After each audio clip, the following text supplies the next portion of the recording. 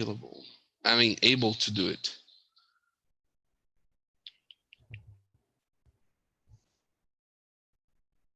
Now you can.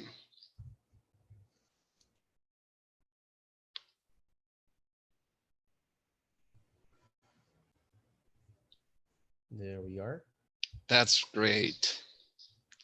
So we're live on YouTube. Thank you all for coming. Um, this is an extra session that was planned before the online teaching week started. So we have here Denilso de Lima, and I'm going to take the time to read his biodata and abstract.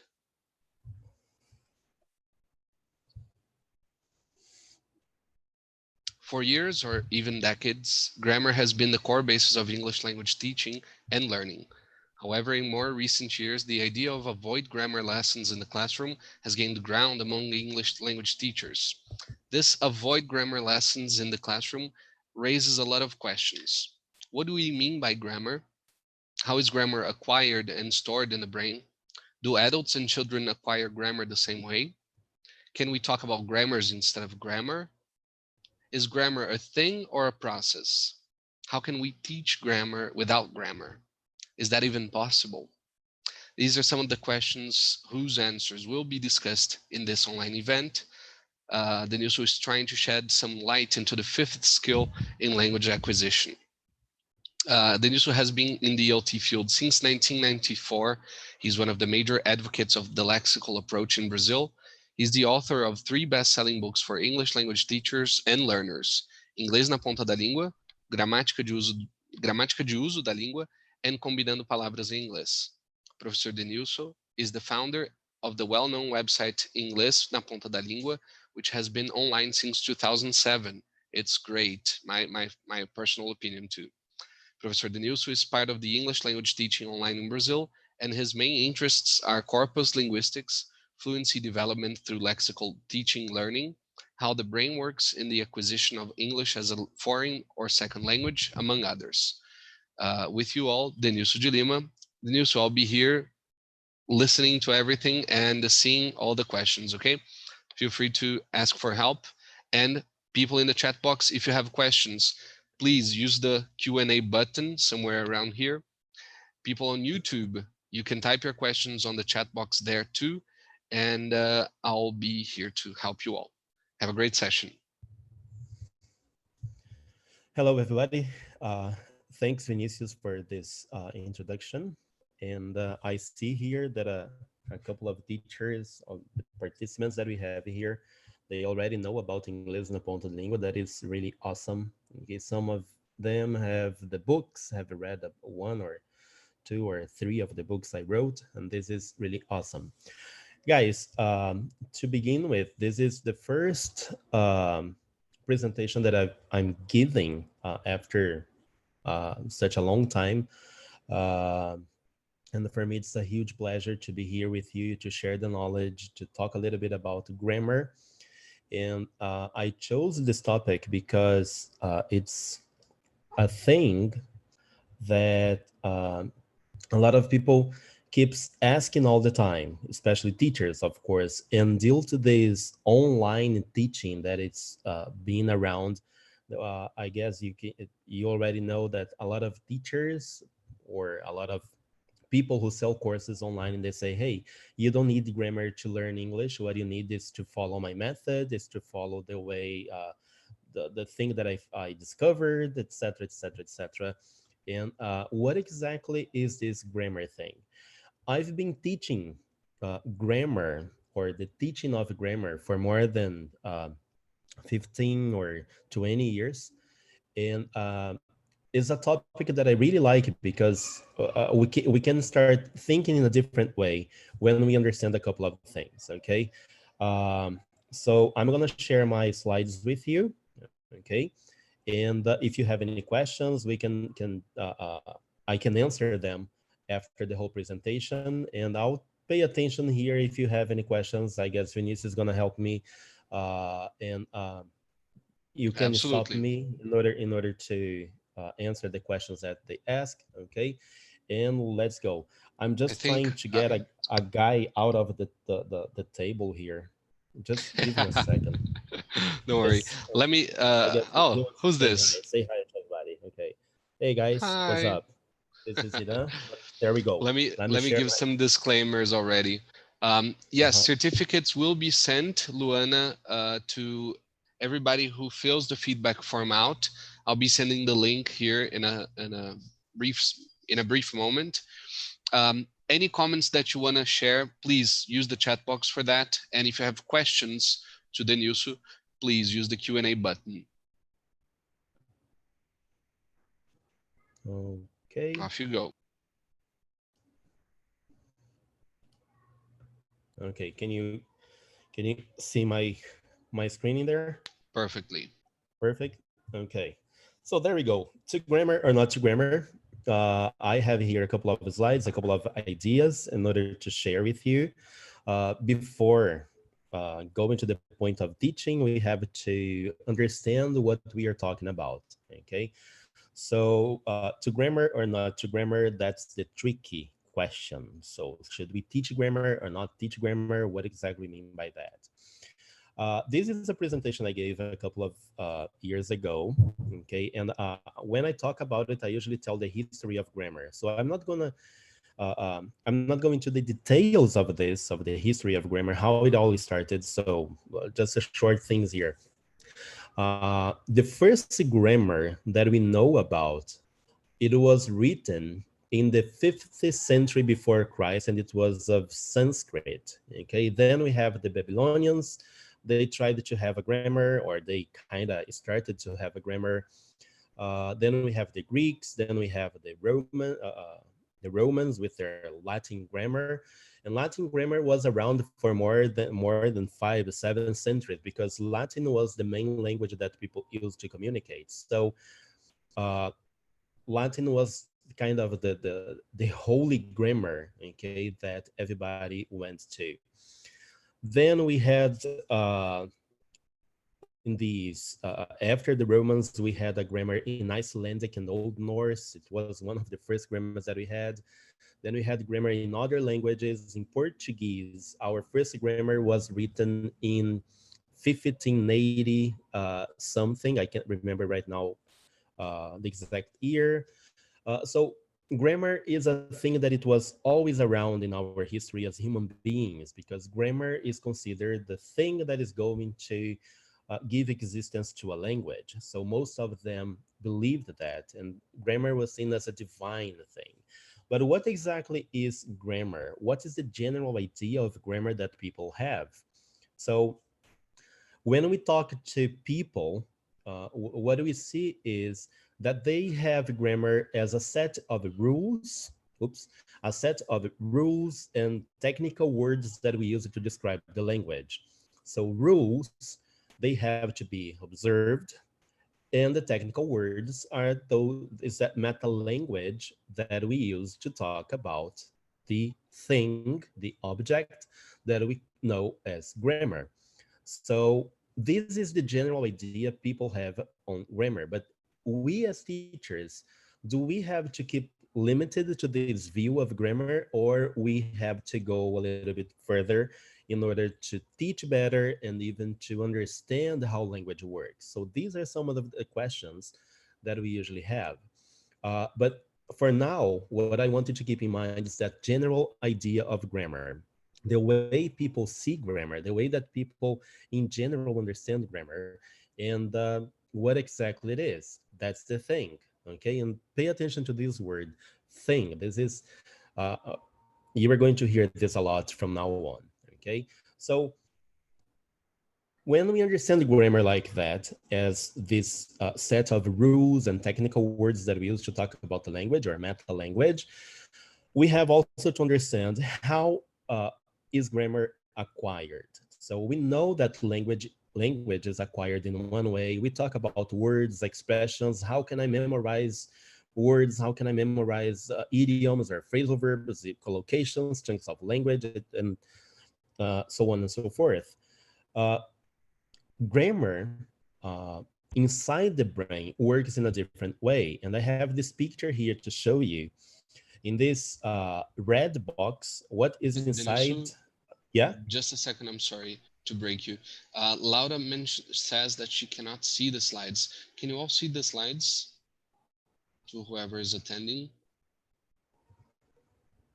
Okay, so Laura, if you're still having problems, maybe try to log off and log back in, okay?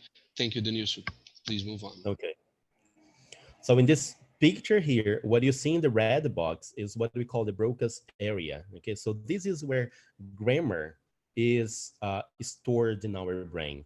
And in this other part here, which you can see the numbers 21, 22, this is where the lexicon, the lexical is. This is where the expressions, vocabulary in general is stored. But we are interested in this Broca's area where grammar is. People who are impaired or have some problems or suffer something in their brain and damages the Broca's area, they cannot use the synthetic language. They can't grammaticalize the language correctly, and they some of them can't even understand uh, a sentence when the grammar is too complex. So there is something in this part of the brain that is responsible for uh, memorizing or keeping the grammar and making us communicate in the way that we communicate naturally. Okay, so this is just to give you an idea. There are a lot more to be talked about this, but it's just so you can see where is our grammar in the brain. Okay, but when we talk about this grammar here, are we talking about grown-ups, adults, or kids? Or the question is, do grown-ups and kids acquire grammar the same way?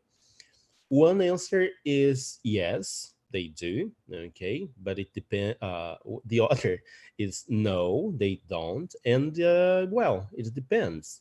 So the answer to this question is not conclusive. So we have some questions and sub questions going around in order to understand how grown-ups and kids acquire grammar.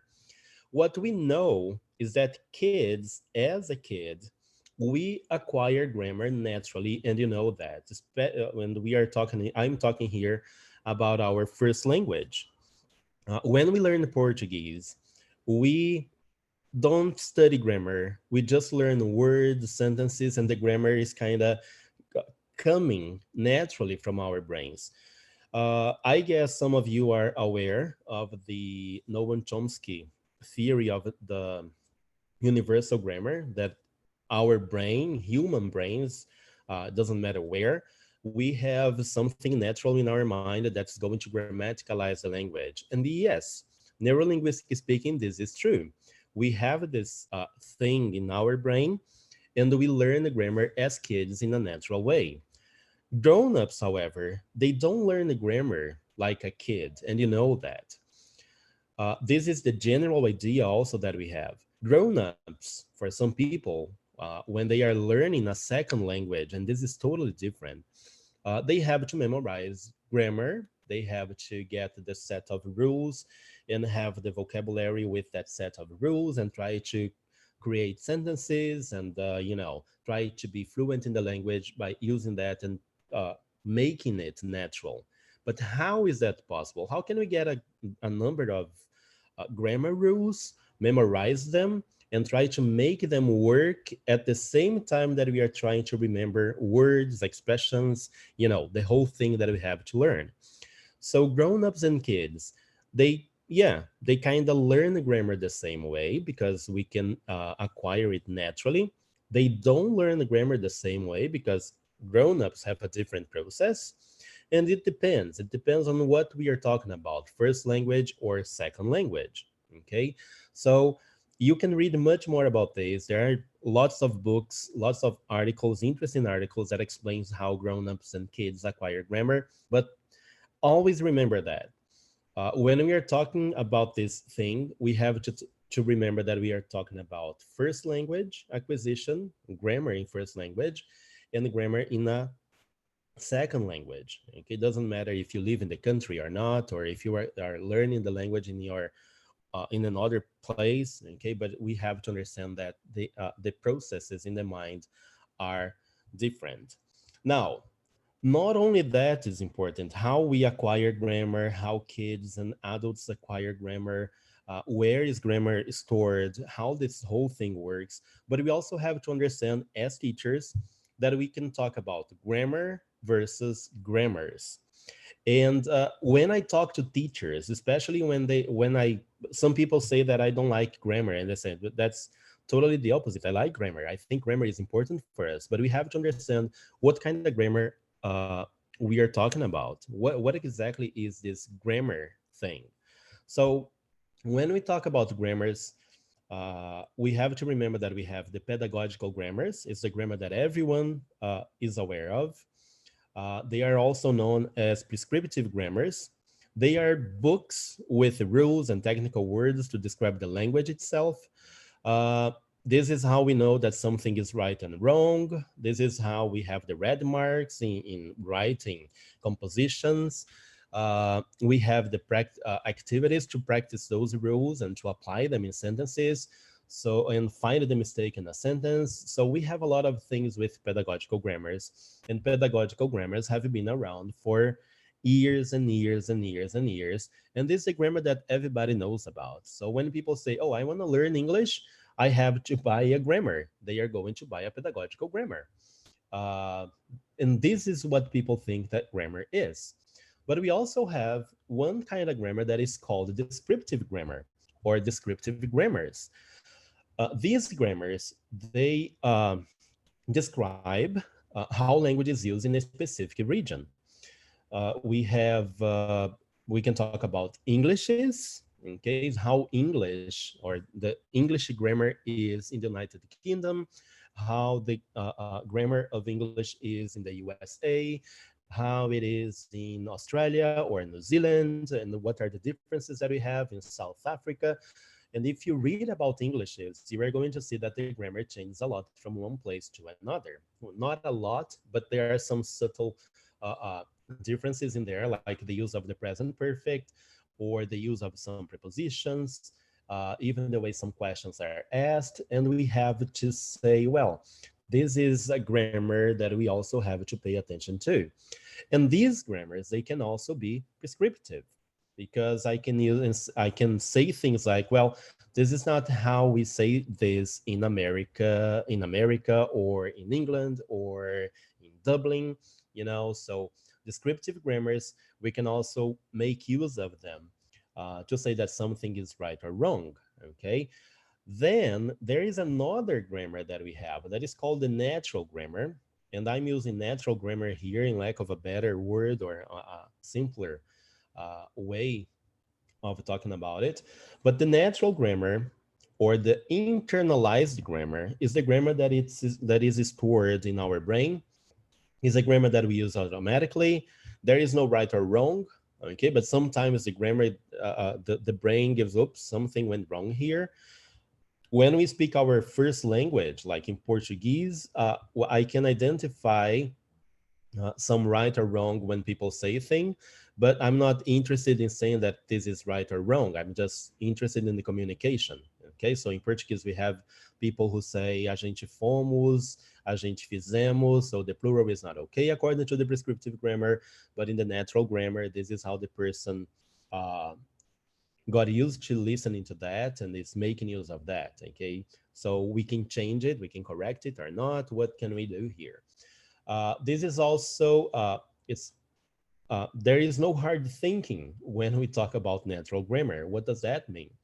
It means that we don't think like, okay, now I have to create a sentence. Now in Portuguese, I have to create a sentence using the pretérito mais que perfeito. Okay, the pretérito mais que perfeito, the verb is conjugated like this, so I have the sentence that I want. And well, we don't do this when we are talking about natural grammar because natural grammar is natural, is automatic, okay? And the brain knows how sentences are organized. And we don't even think, oh, okay, why we say like that? Okay, we just say it, okay? We just make it and produce it. So three Denilso, kinds of, yeah. a question that may be better. I prefer using natural grammar because it sounds simpler to understand. Okay. That's great. Thank you. Well, three grammars uh, for us that are important here. prescriptive grammar, descriptive grammar, and natural grammar for sure. Okay. Now, is grammar a thing or a process? Does it make any difference? When you hear all that about grammar, when you hear about how grammar is stored, even though it's a short thing that I'm giving here, when we talk about that, how we see grammar. And in the beginning, when I said, okay, remember the word thing, because we are going to talk more about it. So is grammar a thing or is grammar a process? How different is that? Okay. So grammar as a thing. Grammar as a thing is when we talk about the rules. So when I say, okay, the present perfect in English is used in this situation, or this is the rule for the present perfect, I am having grammar as a thing. Also, grammar as a thing and not is a think. Okay, there is a typo in there. Is when we give a name to its technicalities. So, present perfect, prepositions, conjunctions. So, these kind of words that we use to describe the language shows us that we see grammar as a thing. Grammar is a thing also when we see it in books. And I have here lots of books in grammar, and you also have books on grammar, and it's a thing because it's in the book. Grammar is a thing when we describe it. Okay, so we are describing grammar, we are talking about grammar, and we have to understand that grammar is this, is that, etc. So grammar is a thing. Grammar is also a thing when we test it. So when I teach someone something and it's grammar, I have to test the person or test their knowledge on the thing that I taught them. And I'm seeing grammar also as a thing. Grammar is a thing when we talk about right and wrong. Hey, this is not good to say. This is not the correct way, okay? Because grammar says this and this and that. So grammar is a thing. So pedagogical and descriptive grammars are things. Now, an interesting thing here. When I talk about this, people say, okay, but who says that? Okay, does anyone, any famous author other than Denilso, who talks about this? And then I mentioned to people this guy here. For those who don't know, this is Michael Swan. Michael Swan, just let me get a book here. Uh, he is the author of Practical English Usage.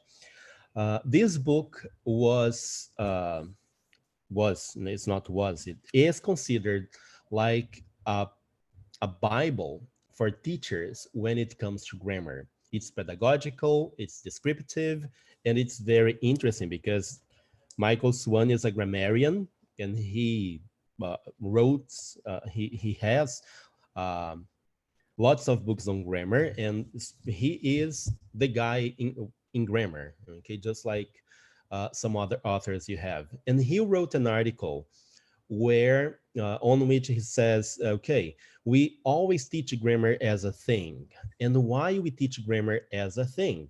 And his 7 points uh, that he talks more about this are the points that you see here on the screen.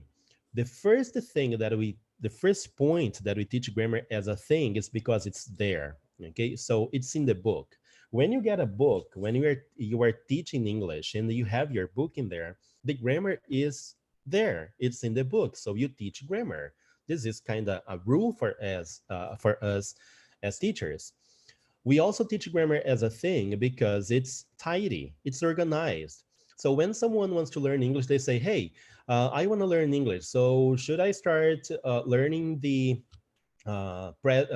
verb to be, the present simple, then the past simple, present continuous? So we see an order in that. When you have a book, when you get a book to teach, the grammar is tidy. There is a kind of first we do this, second we do that, third, etc., and then you go. When you get to advanced levels, what we understand is that you have more grammar than a basic learner. Grammar is also taught as a thing because it's testable. So it's the thing that okay, I taught this and I can give an activity or a test, and let's see how much they learned. Grammar is also seen as a thing or taught as a thing because it's a security blanket. We as teachers, when someone asks us a questions and we give them the answer, and they say, why? We just look because it's in the grammar. So the grammar says so. You have to obey the grammar. Okay. Don't, this is exactly what we have. Denilso, We also, yeah, sorry, can you just show the cover of the book, please, sure. Yeah. and repeat the title and This is the book, Practical English Usage. Okay. This is my third edition of the book. They also have this diagnostic test. See, we are talking about test. Grammar is testable. This one here. So it's a lot of activities and tests that we have to practice. Oops. Okay. So these are two books that I have here, and I highly recommend them. And Swan, as a grammarian, he kind of, teaches things that we say, wow, this is incredible. I've never thought about that. And then we start learning a little bit more. So going back here, we stopped in the security blanket. And he says that we also teach grammar as a thing because it's the way we learned it. So I learned the present perfect. I'm a fan of the present perfect when I talk to teachers because this is what learners keep asking a lot. But it could be anything like the conditionals. So how do I teach a conditional? So I teach the conditionals the way that I learned, and I learn this way, like mathematics. So I have if plus present simple equals will. So we have this kind of thing in our mind. We learn that way, so we are going to teach that way. We are going to keeping doing the same way that we learned. Grammar is also a thing because it's a system that we have to teach. So it's like the language is a system. We have to teach that way, and this teaching this system uh, can't be questioned. This is how we have to do, and that's it. There is no question about it. And also because grammar is power. So if you know grammar and you know a lot of grammar, you are the person that everyone is going to respect because you got the power, baby. This is how it works. You know the grammar. You memorize the rules of English. You have like Michael Swan's book in your minds, in your memory. So if someone asks you a question, you're going to say, that's it. And why? Because it's grammar. It's in the book. Okay. So I got the power. I say what it is because the book told me so. Okay. This is how I learned it. So these are the 7 points that Michael Swan shows us why we teach grammar as a thing. So right now, I'm quite sure that you have some ideas of what kind of grammar we are talking here. And of course, it's a pedagogical and descriptive grammars. But grammar as a process, okay, if we start seeing grammar in a different way, not only as a thing, we have to teach grammar or see grammar as a process. And there are two authors here that I love quoting. The first one is Diane Larson Freeman. And she says this: it would be better to think of grammar as a dynamic process. So grammar is a dynamic process, something that happens in our mind, something I have called grammaring. So Diane Larson Freeman, she gives this thing, this process, a name, and the name is grammaring. So we have grammar as a thing, and we have grammar or grammaring, which is the process of using grammar in our mind. And we also have this guy here, Scott Thornberry, who says, when we use language in real communications, grammar manifests itself in ways that seem to have little to do with the conscious application of linguistic facts or rules. So what he's saying here is when we use the language in real communication, when we are talking to people, grammar shows up in ways that it's like miraculous. We don't have to apply the rules or remember the name of things. We just make use of it. I'm speaking English with you, and I'm not thinking about the rules. I'm not thinking about the tenses or if the conditional is correct. I'm just speaking, and I want you to understand. I want to communicate.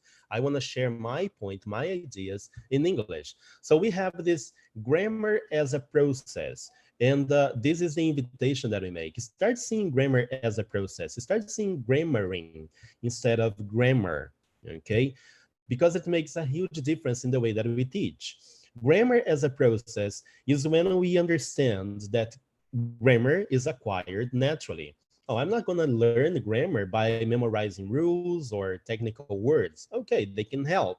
But this is not how I'm going to communicate all the time. I have to make use of the language and acquire it naturally, unconsciously. This is how it works. Grammar is the process. When we avoid talking about rules and those technical words, grammar is a process when we stop seeing it as a thing. So grammar as a thing is one thing, but grammar as grammaring as process is another thing. Grammar is a process when we start asking how we can teach it in a non-traditional way. So this is the most important thing. Okay, I understand that we have grammar as a thing. It is relevant in some moments. We need it sometimes, but maybe that is not how it works. So how can we teach grammar in a different way? So we understand, we see the natural grammar as a process. Questioning the tradition. Okay, I hope it's okay to hear. You can ask me questions at the end, or if you have any questions, please just feel free Yeah, because this is Denilso, our way just to keep mentioning here going.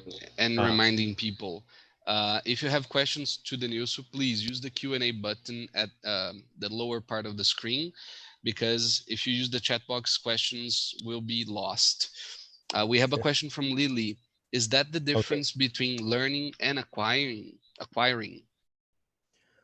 Yeah, it's one of the differences. When we say that we learn something, we can uh, technically speaking, we read about it. Okay, we know about it. But when we acquire something, it becomes part of us. We know how to make use of it naturally. Uh, we know how it is used, but not we don't know we are not only able to describe, but we use it. So when you say a sentence in English and then you start thinking, oh, I said that, wow, that's incredible. How I never said that before and my sentence was perfect. Ooh, cool. So it's because you acquire it. And I know a lot of teachers have been on this experience already. I remember that when I was learning English beginning, I had to create my sentences in in the traditional way, grammar, words, and then I tried saying things. When I start saying things naturally, I thought, whoa, something is changing in here. Something is going in my mind. Cool, right? So this is the difference that we have in learn and acquire a language, okay, or Thank you. anything that you want. We have two more requests. One is Carol via YouTube. She's asking if that grammar Bible is from Cambridge. No, it's Oxford. This one Thank here, you. Oxford. Okay, All right. I can And show there's more. another. Sorry. Yeah, go on. No, go on. Yeah. Okay, that's another question. But what is your comment about this book? No, I would say I can show other grammars that I have here. Like, Hmm. just a moment. For example, I talked about descriptive grammars, and one of the best descriptive grammars that we have around is this Longman grammar of spoken and written English. This one here. Look how thick this book is. It's more than 1,000 pages. Jesus. Yeah, and they have graphics. For example, the when we use the passive voice in English, where is the passive voice used more often in English? And they give us graphics showing if it's in conversation, fictional, or news, or academic. You know, we have things like this. I don't know if you can see it here, but we have a Let me graphic. just pin the video here. Just a second.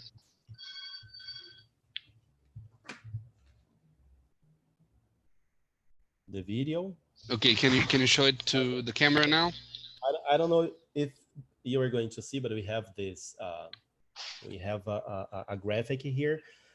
This is a kind of grammar that gives us a lot of information about language, and it's descriptive. There is a part in American English, but it's most in British English. Okay, and the descriptive grammar, and in the prescriptive grammars, we have students' grammars. We have grammar in use by Raymond Murphy. These are the kind of grammars that we call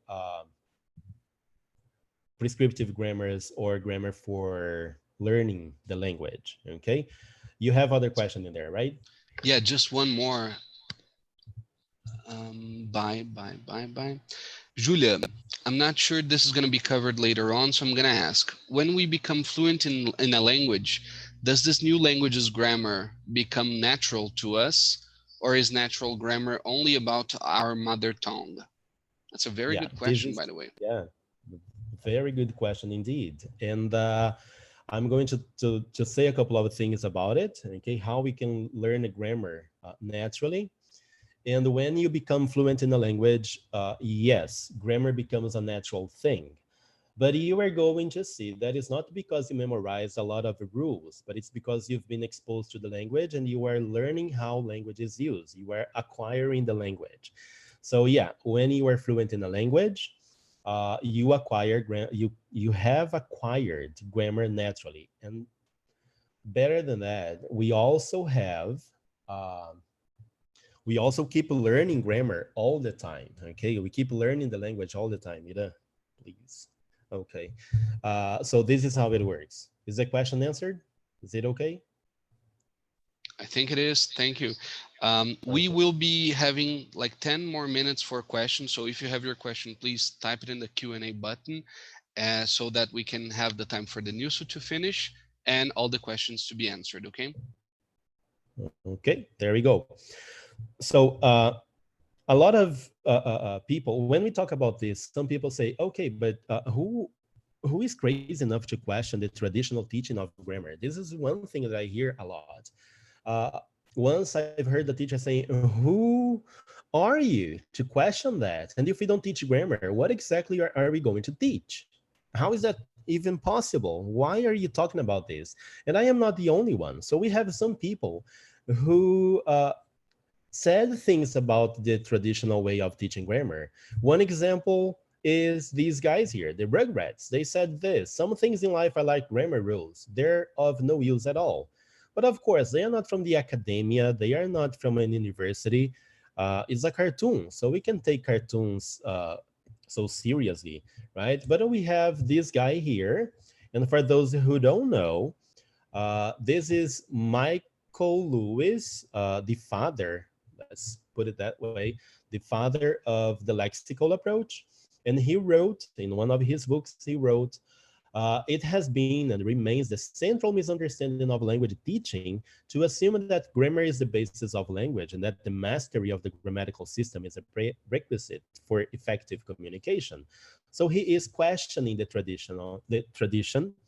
He is questioning this grammar thing that we have. Okay, so can't we see grammar in another way?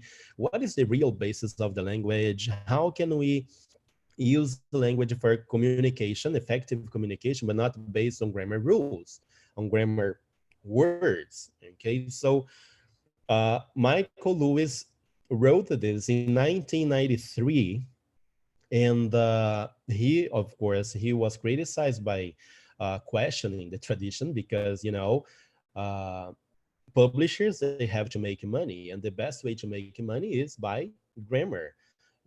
Raymond Murphy is a guy who sold a lot of grammar and keeps selling a lot of grammars around the world, so he has to make money with Cambridge. So yeah, grammar is important. We can talk bad things about grammar. Okay, so who else? We have this guy again, Michael Swan, and this is I don't like quoting long quotes like that.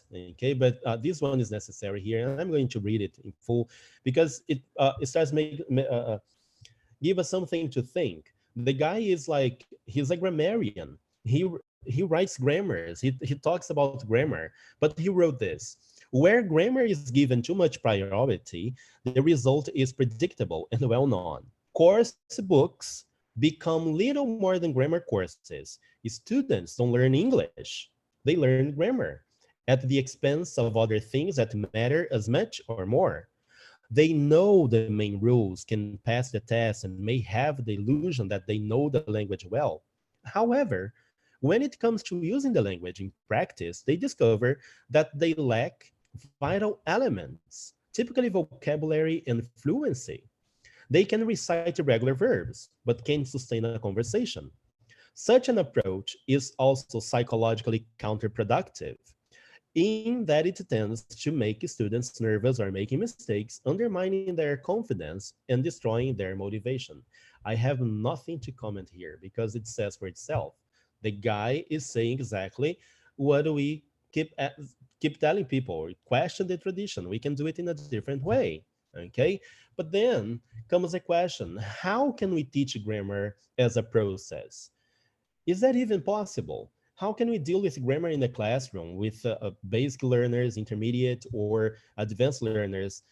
How can we help them to process, to have grammar in their brain and use it, not thinking in rules, not thinking in uh, technical words? How can we do that? So, one of the things that I usually tell people is that we already do that. Teachers, we do that already. This is one thing that we do when we are giving basic lessons or teaching basic learners. So we teach questions, we teach chunks, we teach sentences like the ones that I have here. What's your name? You don't teach that. We don't teach that as by means of rules. Hey, we have the verb to be here. We have the uh, adjective pronoun. We have the nouns, and we have the question word. What? What is your name? So we don't teach them the grammar. One example that I give people is the book is on the table. So a lot of people, people who never studied English, they may know this. The book is on the table because they heard it a lot. It's a song. There is a TV program that goes by with that name, like the book is on the table. So they hear that all the time. They don't know about the preposition. They don't know about the verb to be. They don't know the order of the sentence, but they know the book is on the table. So when we are teaching basic learners, we teach them a natural grammar, especially in the first classes. We teach them sentences like thank you very much, thanks a lot, you're welcome, nice to meet you, nice meeting you, how old are you, I'm blah blah blah years old, where are you from, where do you come from, what do you do, what do you do for a living, I'm a teacher, I'm a police officer, I'm an engineer. So we teach grammar naturally to learners, to basic learners. The thing gets boring when we give them grammar words, when we give them grammar activities. So basic learners, they learn naturally already, but there is a moment that we change that as teachers and start giving the conditionals, passive voice, irregular verbs, the rules for the past simple, the rules for adding ing to a verb. This whole grammar thing makes them say, okay, now language, well, it was fun in the beginning, but it's not anymore. What changed? This is what it changed, because when we start a basic learner, we give them a lot of sentences, we give them a lot of collocations, chunks of language as we call it, and they learn grammar naturally. They know how to make use of those sentences. But when we start giving them grammar, they say, uh-oh, something changed. English is boring. I don't want to keep learning. I'm giving up. Okay, this is not for me anymore. I'm out. We can do it in a different way. If we get the what's your and see it as a chunk and ask them to be creative. Okay, what can we have after this what's your? Like, qual o seu, qual a sua? Can you complete here with other combinations of words? So I have the first ones. What's your name? What's your last name? What's your first name? What's your middle name? What's your favorite color? We can have lots of other, we can ask learners to add other combinations in here, okay? Because we want them, a basic learner, we want them to internalize or memorize naturally this what's your, okay? And keep being creative when using this. Have it in your lexical Denilso, notebook. Yeah. just a second, please. As the webinar is approaching its end, we're finishing questions in 5 minutes, okay? So if you have a question, please use the Q&A button in the middle of the screen to type your question. And as soon as Denilso finishes his Okay. presentation part, we'll tackle the questions. Just 5 more minutes and I finish it here. Okay. No, yeah, no problem. You can take the time Okay. that you want, but All for right. the questions, we'll close it in 5 minutes. Okay. All right. So we have this, you can have your lexical notebook. Well, a lexical notebook is a kind of personal dictionary that the learner keep with them. They are not going to take notes on grammar. It's only expressions, chunks of language like how old, and they have to be creative in asking more questions. How old are you? How old is your father? How old is your mother? How old is your sister? And you can help learners to keep creating more and more sentences with that, okay? Because we want them to use their brain to think in the chunks, not in the grammar. Oh, I have to use the verb to be here. It's a question, so I have to invert the verb with the main noun, etc., etc., etc. No, I don't. We don't want them to think in grammar. We want them to think with the chunks, the collocations, sentences. Uh, these sentences, they can be in two ways: complete sentences, or fixed sentences, or semi-fixed sentences, etc. You can have things like, what time does blah blah blah start, and ask them to complete. What time does the movie start? What time does the concert start, etc., etc., etc. You can work with do you, or do you speak English? Do you live here? Do you work here? Instead of going with a grammar lesson saying, okay, whenever you have a question in English in the present simple, we have to use the do or does to ask the question. Do is for the first person singular, or person first person plural, the whole technical words that we have for that. And does is for the third person singular. So does he, does she, does it. Instead of doing that, you just write on the board, do you, tell them what it is. Okay, if you want to ask a question to someone like, você fala inglês? So you have this, do you speak English? Teacher, why do I have to use that? Well, because this is how they say it correctly. This is how they communicate. This is how I show the other person that I'm asking a question. Because in English, we have to indicate that. Do you speak English? Do you live here? Do you work here? Do you go there very often? Do you like working here?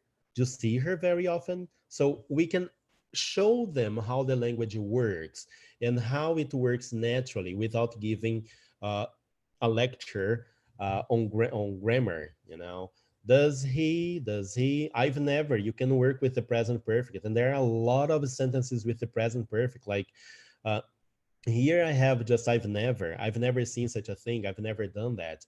But it could be I've just, he's just, she's just, which is different in American English because they don't use the present perfect in this kind of sentence. But you can, help learners with that. You can have lots and lots of expressions from the books that you work with, and teach learners or teach the grammar in a different way. Teach it naturally, teach it lexically. This is how we also call it. So you don't give grammar lessons. Okay, now is you have to do this because the rule is like this, or this is what the grammar says. No, this is how we use the language naturally. And for beginners, they learn that in a way that is incredible because they are entertained with the language and not with the grammar. Okay, grammar as a thing, they are seeing grammar as a process, and they are going to be creative in trying to have more and more words or chunks with the things they've been learning. You can do this with the present perfect, conditionals, reported speech, passive voice, without mentioning that we are talking about conditional. You can just say, uh, in English, if you want to say something like, se você estudar inglês, você vai passar. In English, it's almost like the same in Portuguese, because in English, we say, if you uh, if you study, you are going to pass the exam. You will pass the exam. So we give them this idea. Teacher, what's the difference in will and going to? Instead of giving a crazy explanation that kind of it doesn't exist an explanation for a will and going to, because it's my intention of using the future at that moment. What exactly is in my mind? I can use one or other. I just tell the learners how it is. So this is how we work with grammar as a process in the classroom, how we teach grammar naturally. If you do this with basic learners, your intermediate learners and advanced learners, they are not going to have problems, or a lot of problems, with the language, or to use the language to communicate, because they know how to do it. So we have a totally different thing in here. We teach lexical, or a lexicon or vocabulary at the beginning. We let them use it. We help them to get creative with that, and then we go to the grammar if need be. Okay, so when should I teach grammar as a thing? When learners already have enough material in their mind to compare language in different contexts. So people speak like this, but the grammar, if I have to be grammatically perfect, this is what I have to say. Okay, but of course we are not. I'm not advocating to teach things in the wrong way. Actually, you're going to teach the correct way, and then they are going to have a better understanding of the grammar as a thing when they read a grammar book. So this is what I had to tell you about teaching grammar lexically, or the idea of teaching grammar. Okay, there are a lot of things to be said about this. I could talk about colligations. Actually, for those who have the issue, the new issue of the BRAZ-TESOL magazine, there is an article on colligation in there. So we usually talk about collocation, but colligation is the grammar behind the words. There is an article on my website as well on colligation. Okay, you can read in there. And there are a lot of articles on my website where I mention this grammar naturally, how to learn grammar naturally, tips for learners and also students. And I cover more of these in details in my courses, in a course that I give for teachers, that is being a lexical teacher. Okay, guys, now let's go for the questions. Question time. Yeah, Thank you very much, Denilso. I think you can stop sharing your video now. yeah, I'll do that right now. That's Oops. perfect. So we have some questions here. We might extend the duration of the webinar for just some minutes, okay? Feel free Uh-huh. to stay with us, and I mean, for the attendees, and because please, you gotta be here. And just quick reminders, we're changing the way we sent reminders before. So now we're not on the WhatsApp group anymore. I'm still sending them today and tomorrow till the week finishes, but we're moving to Telegram. So here's a link in the chat box for you all to access it. Also, another very important link is the feedback form. So if you want a certificate for this talk, this webinar, please fill the feedback form out. And you can also check our YouTube channel, in which all the videos will be posted, okay? We already have Igor Cavalcante's first webinar this week. Valéria Francis coming up in around an hour. And then we're going to have Stefan Hughes, Júlio Vieitas, now Denilso de Lima too, with Lakesis Braik and Andrea Poppy. So in only 3 days, we've accomplished a lot. Tomorrow, there's 3 more webinars, another on Monday, Tuesday, and Wednesday. So stay tuned and join the group. About the questions. First question, Denise, and the most Denise, important, please. just one thing. Is my screen being shared or not? It's still being shared. Yeah, we still can Yeah, see it. I'm clicking here, interromper o compartilhamento, but it doesn't work. Let's see. Yeah. Done. That's perfect. So Okay. the questions. The first one is probably the most asked question of all. Will the slides be available for the attendees? Yeah, I can make them available. No problem at all. Sure. Perfect. And another question related to sharing content. Would you be able to send me a list of the books you mentioned so I can send them Sure. to the Telegram group? Actually, I can write an article, a short article, something, and post somewhere, even in my website or Hmm. BRAZ-TESOL, I don't know. And people can go in there and have the books for references, the slides, and everything else, and other links that I have for this topic. We That's can do that. perfect. That's great. So one of the questions asked was, can you talk about the differences in kids acquiring language and adults? Briefly, I suppose, okay? How Yeah. kids learn grammar or acquire language differently than adults. Yeah. I guess I should have mentioned that before, but I kind of forgot. But there we go. It's okay. When you teach kids, when we are dealing with the kids, you can make use of the language the way in a natural way, because researches show that the kid's brain works in a different way. They are like a sponge that are getting language all the time. So they have their brain has some compartments that makes the distinction in one language and another language. So when you are dealing with kids, you can use English, which is our case here, the way that you want. Okay, be creative with using the language with kids, because this is how it works. You can even talk. Of course, you're not going to give them a grammar lesson, because they don't have the knowledge for that. Okay, uh, this is how we deal with kids. And what about adults, they are really different in the way their brain works. So here I could talk, if I had the time, I would give a talk on these we call it the procedural declarative model, which is a study that shows how grown-ups have the language in the brain. I showed you a picture with the Broca's area where grammar is acquired, but that is for kids. This is for our first language. When we are kids, this is where the grammar, the natural grammar, is stored.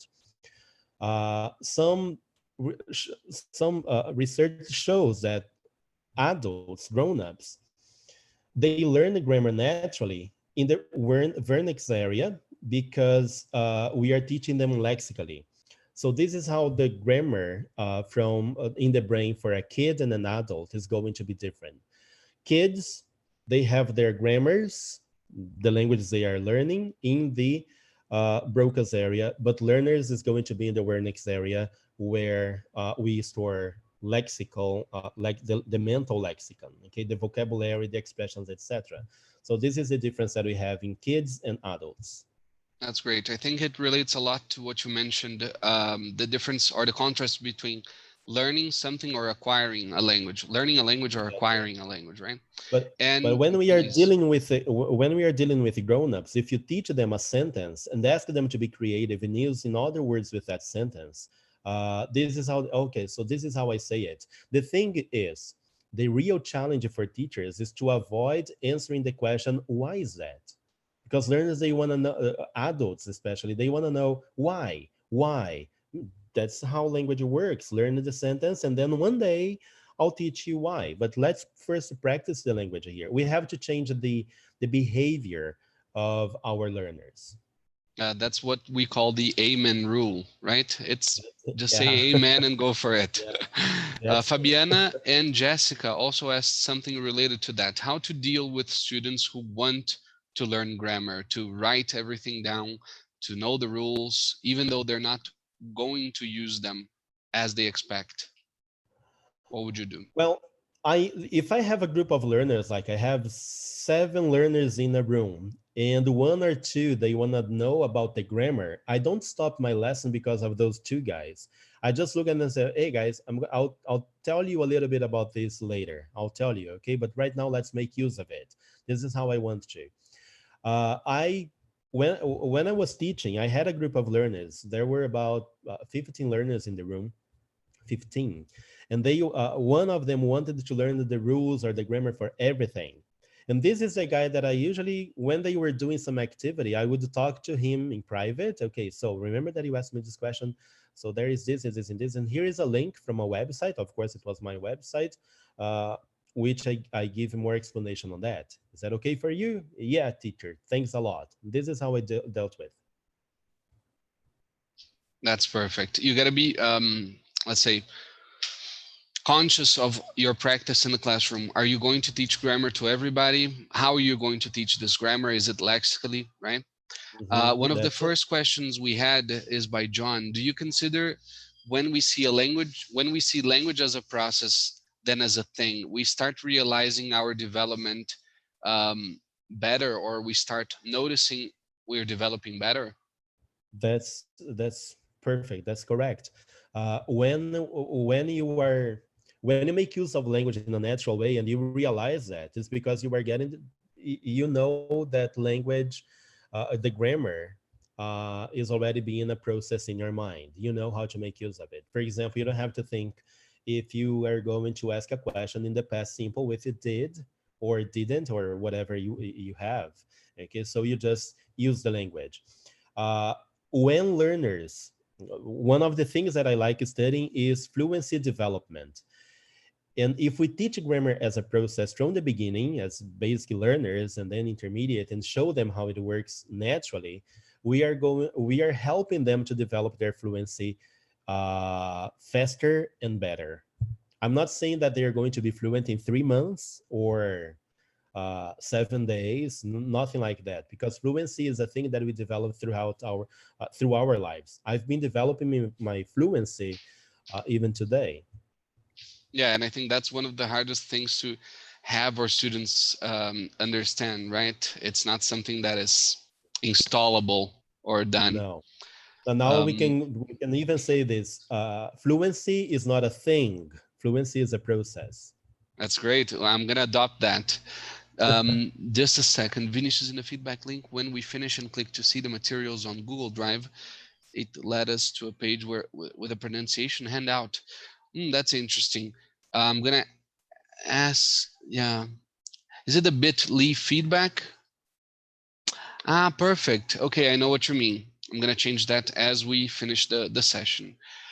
Maida asked here before, are you still working with the lexical approach? I think your presentation sums it up, but would you like to comment on this? Mm. To comment on the lexical approach. I mean, no, her question if you're still working with the lexical approach. Okay. Yeah. Yes, I do.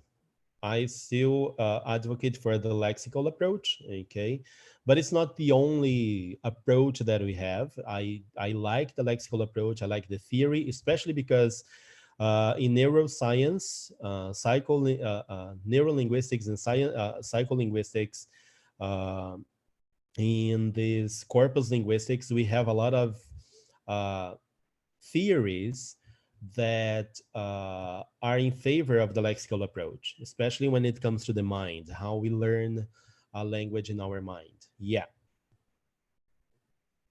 That's great. I was multitasking here. Thank you, Jessica, um, for the feedback on the feedback form. Can you share, please, Denilso, your thoughts about pop-up grammar? Sandra asks. About Pop-up grammar. pop-up grammar. Never heard of that. Now I have to be serious with Neither this. have I. Pop-up grammar. Sandra, Okay. if you want to please briefly explain this in the chat box, we'll be happy to comment on this. Yeah. I'm Um, learning something new here. I'm not sure how about the pronunciation of your name, but probably Janaki or Janaki Cavalcanti. Is there a better sequence, grammar or chunks first? I'm talking about real beginners, probably a pre A1, right? Or is it possible to do it almost simultaneously? Hmm. Come again, please. Yes. If Janaki then is asking if Uh-huh. there's a better sequence, if we teach grammar probably prescriptively first or chunks first, or Okay. it's something that can be done simultaneously. It can be done simultaneously, but I usually tell teachers pay attention to chunks of language, okay, that we call formulaic language. Chunks of language is not a term that we use scientifically, but formulaic language is the word that we use for. So if you have a formulaic language first, learners are going to have a better understanding of the grammar as a thing in the process. So when I teach things like, for example, what's your name? And then one day, like in the future, I tell them about the adjectives and the possessive adjectives and pronouns.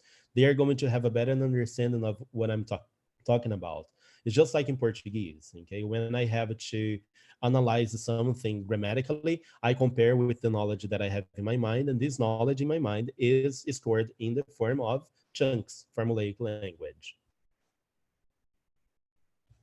That's great. My microphone was mute. One very, I think it's a famous question. Is there any problem if present perfect is introduced to students at the very beginning stage, asks Ademir. Admit, I have nothing against that. I think there is no such a thing like this is only for intermediate or advanced learners. If the learner wants to say something, even though he is a basic learner, and this thing that he wants to say, it has to be said in the present perfect, please teach the chunk. For example, let's say one of your learners said something like, I never studied English before. I never studied English before. This is the past simple. But we know that in English, if you want to say that in the natural way, it has to be with the present perfect. So you say, I've never studied English before. So this is what you teach your learner, but not as grammar. You don't say, oh, this is the present perfect. You say, oh, you want to say that? Okay, so let's practice that.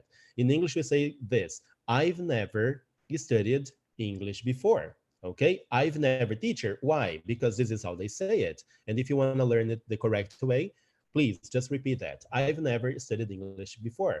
Let's try another thing here. Eu nunca li aquele livro. I've never read that book. Eu nunca fui àquele local. I've never been, or I've never been to that place. So you give more examples to the learner with the chunk I've never, and give more things. Oh, but they don't know the irregular verbs for this. The past participle. Okay, do you know the past participle of all the verbs in Portuguese or even in English? So you just teach as chunks. Okay, studied English before, been to that restaurant, read that book. This is what we do. Thank you. People mentioned here pop-up grammar is teaching bits of grammar, not focusing on rules. I believe That's that's what you mentioned, right? Yeah, I've been reading here. I was searching on the web. Pop-up grammar is the practice of making very short, about 20 seconds or less, meaning-based grammar explanation. They are effective because the brevity keeps the focus on the language, contextualize meaning instead of mechanics. This is great. Okay, and now I know that this has a name, a different name, a pop-up grammar. So it's just when Yeah, it comes to learning. something, you just say, hey, this is how it works, this is how it is, and you keep with your lesson. And I like the time they have here, like 20 seconds. This is awesome. And I'll just add something here. These 20 seconds, depending on the content, what is being introduced in the classroom or asked, could be in Portuguese. Okay. Sometimes people say, hey, but you were telling me to use to speak Portuguese in the classroom. No, it's not to speak, it's to use it, because it's going to be much better. Okay, so you can clarify things in a quicker way. 20 seconds, 30 seconds. If you keep speaking English all the time and they can't understand what you are saying, how can you be sure that they learned what you are teaching? So be careful with that. That's great.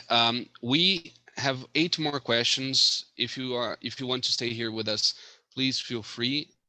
If you have Sure. to go, if the attendees have to go, please check the chat box for important links. And here we Mhm. go. 8 more questions. 7 from Zoom and 1 from YouTube. Okay. Danny Klizas asks, how do you suggest using chunks for advanced grammar? Which is also another question here asking about teaching grammar for or teaching chunks to advanced students. I guess when a learner comes to the advanced level, he is advanced, whatever that is. I think the learner is already able to learn by himself or by themselves chunks and even grammar. Okay, but what a teacher in an advanced level has to do: speak to the learners. Okay, help them to be better at the language. I guess grammar at this point. This is my personal opinion here. Grammar at this point is a thing that learners are not too worried about it. Okay, they are worried about communicating more, saying things in a different way.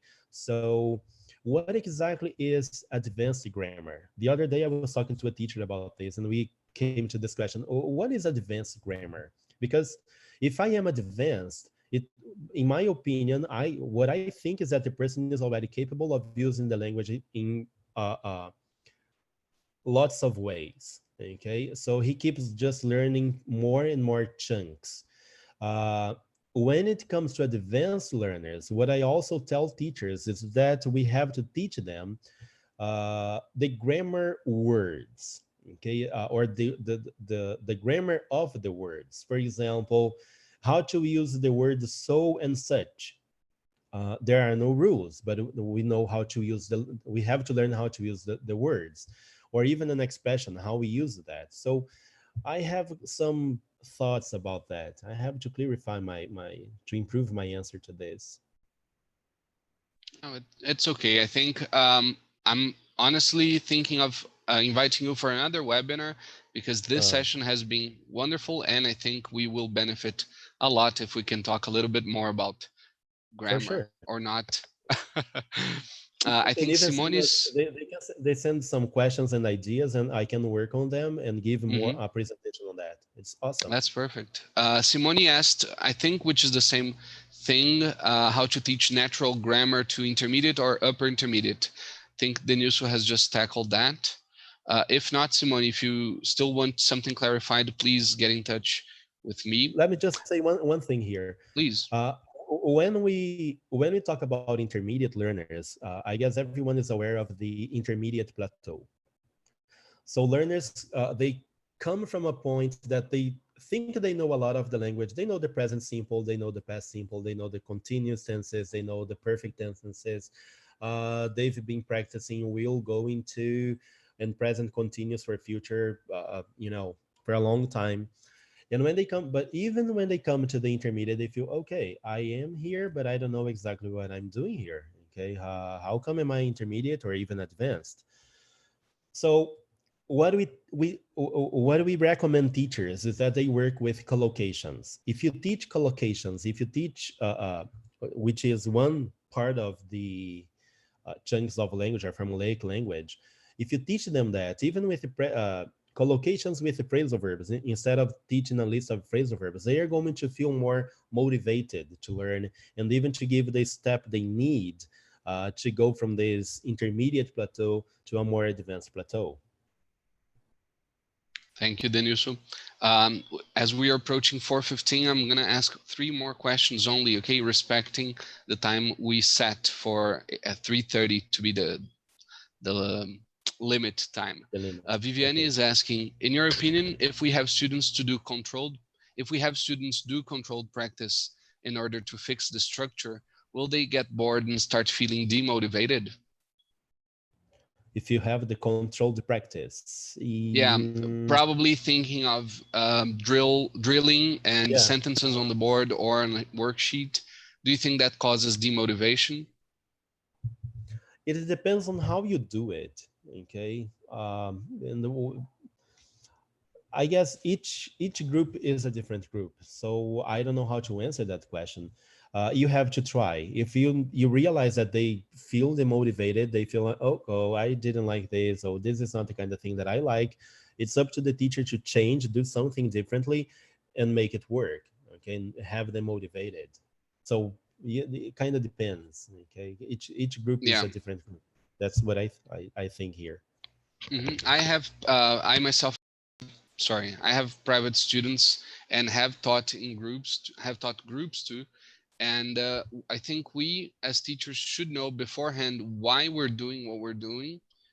And based on that, if students do get demotivated, we should, I mean, as a last resort, try to explain why drilling exercises or why controlled practice is important, and it working in a kind of more informative feedback why we're doing what we're doing. It's not because the book tells us to do, it's not because the Mhm. schools tells us to do.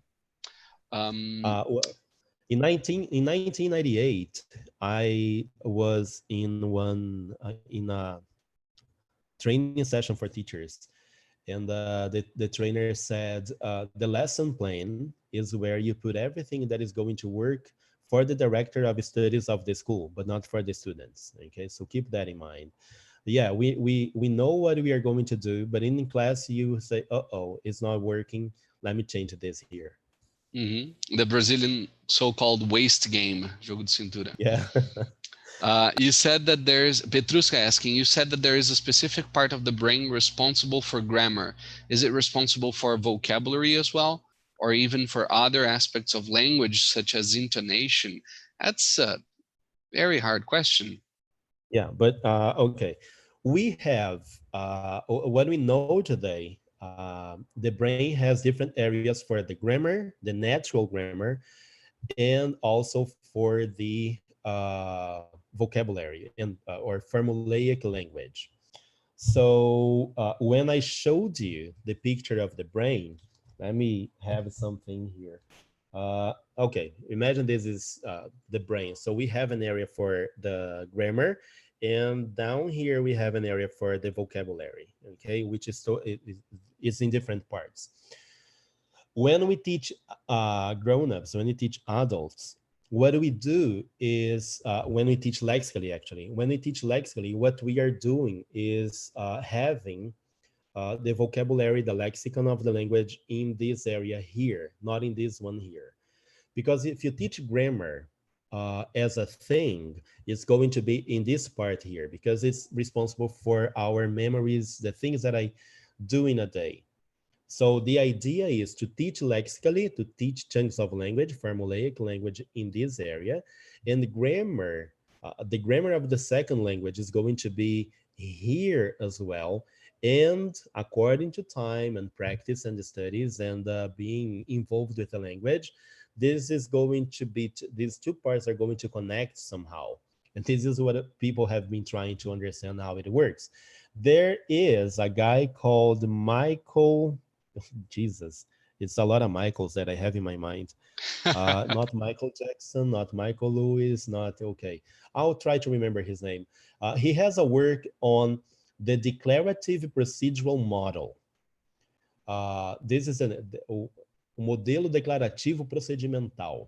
Okay, you can read about this, and you're going to start to understand how this thing works. This is exactly what I'm trying to tell here, how this whole thing works together. But asking her question, yes, we have different areas for the vocabulary and for grammar. That's great. And from Answering her question. Yeah, yeah, from sorry. my research too. No, no problem. Working memory has a lot to do with how we process that. Working memory is a system in the brain. And if you want to know a little bit more about that, I think you can see Andre Hedlund's webinar. But Mm-hmm. we are probably programming something related to neuroscience coming up. Okay. So as our time has already been like the max we could go, Okay. and all the questions were answered, all the questions asked before the time set were answered. I'd like to thank you, Denilso, very much for this amazing Saturday afternoon. Hope everybody can stay safe against coronavirus and all. Yep. And remember always to use the links I'm going to send one more time here in the chat box for the feedback form, for the Okay. Telegram channel to get reminders, and for the YouTube channel. Okay. Okay. We are starting tomorrow with another webinar. Let me just get the page. Too many webinars. Cecilia Nobre at 2 p.m. Yeah, that's it. Cecilia Nobre at 2 p.m. with 5 online tools that will boost your classes. So stay with us at 2 p.m. and then at 6 p.m. too for Ana Carolina Martins online teaching tools to make your life easier. And that's it. Thank you all for being here. Denilso, do you have any final words? Yeah, thanks. I saw that we had a lot of people here. It's amazing. Thanks a lot for having me here. Okay, and let's try having something else because it's a pleasure to talk about this. For those who don't know, these are the books I wrote.